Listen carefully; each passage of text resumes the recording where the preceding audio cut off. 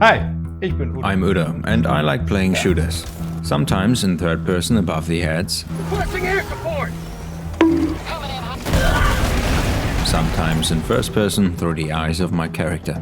And shooters often don't just show us a short survival fight as infantry, but bring the big picture, the big battlefield onto the screen, with hundreds of small sequences spread across daily playtime. Und heute wollen wir einfach mal. And today we just want to say thank you to the person who made all of this possible in the first place. Who was that? Oh, hey guys, you want to think with me? Oh, okay. Okay, Activision. Call of Duty 1 helped the genre in the early 2000s with a big boost. Just like the Half-Life 1 modification, Counter-Strike. Over 10 years the undisputed king of online action games. The 2000s turn was also a turn for games at home on the computer, with lots of hype potential. With the advance of modern technology, computer and video games are getting more realistic, but they are also getting more graphic and more violent. Teaching children to associate pleasure with human death and suffering. We are rewarding. One way or other, the government will act. COD and CS were the first shooters not only to arrive in the gaming mainstream, but also to be known by the whole world. But 4 years before, there was already this big community insider.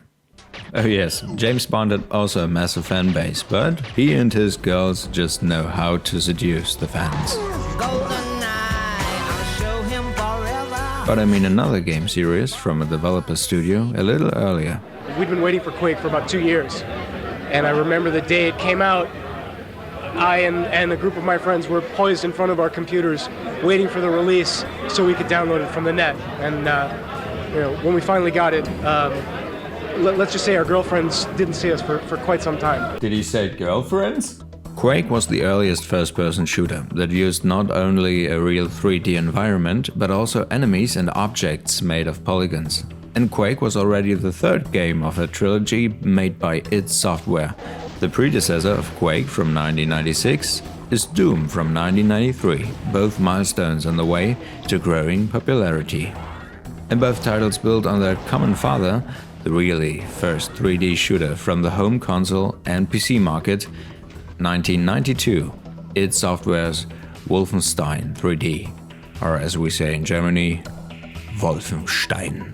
The environment was rendered in 3D for the first time, but the figures and animations were still sprites, meaning pre-drawn images that were inserted when needed, but still a live rendered 3D world, freely explorable, the beginning of everything. These three shooters from id Software were the ignition for the entire 3D shooter genre that deserves applause. But wait, I'm clapping because the dudes made shooters popular for the wide market. But id Software did not invent 3D shooters. That did someone way earlier. Battlezone is the simplest game you can imagine as a shooter, made by Atari. And because it's in 1980, of course, as an arcade. What you are shown is quite simple to understand, but the calculations behind it are a first in the arcade world. The computer remembers the coordinates of the objects and enemies, but now also knows the coordinates of your camera or your tank's aiming optics. With both, I can calculate the picture through a basic, simple algorithm. But here we drift into deepest mathematics, the matrix. I just say this much: if you know all the coordinates, you can also calculate the picture. But the computer has to do this for an unbelievable amount of elements. So on the technology back then, things started small. And of course, my description is the most superficial ever, but for understanding. And the formula was not a new invention, but already known by mathematicians. After Atari invented the vector display technology for game developer and Atari employee Ed Rodberg, there was no doubt that we immediately wanted to make the first-person 3D game. It was already somehow clear what such a technique would be used for, simulating a moving camera image. Of course, the camera becomes the eye of a human.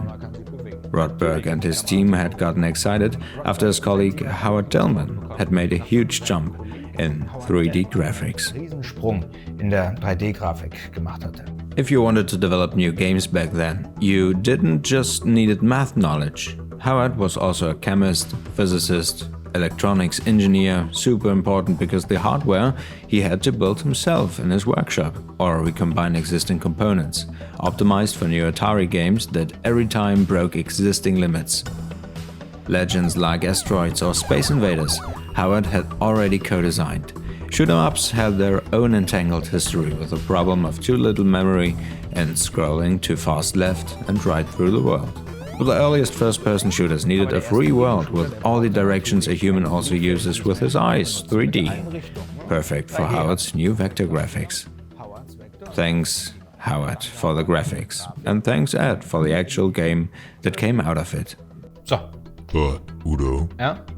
didn't NASA invent the first-person shooter? 1973. Yes, NASA made the first FPS, but not 3D. Okay, and what is this then? Maze is the first multiplayer shooter. Two computers connect, and then you search for the other in a labyrinth. First-person shooter, even multiplayer. Okay, philosophically, gameplay-wise, yes, this thing is a shooter. But software-wise, it was not the first 3D game, but a clever illusion. Like so often in the industry. The animation was not 3D generated, but simply a sequence of pre-stored pictures, which are loaded dependent on player position. From the gameplay side, we definitely have a FPS here. The foreground is correct, but the technical background allows only a minimal representation of this world. Changes in the game are not live rendered, but called up. And what we today have as the basis of our shooters was basically not there at all. Trotzdem macht es halt Still, it gives the impression as if. And it's also the first representation of the genre at all. In the end, every 3D picture is only an illusion on a 2D screen. The method behind it still varies today. And all games from Maze to Wolfenstein all had their very own meaning of the way to the genre that until today has created so unbelievably many different worlds. From surviving in a zombie-infested world, to sneaking around, or to conquer and kill. So, jetzt. Dankeschön an meine Okay, Community. now, thanks to my community for all the likes and comments. Stay smooth, take care. Come here as always.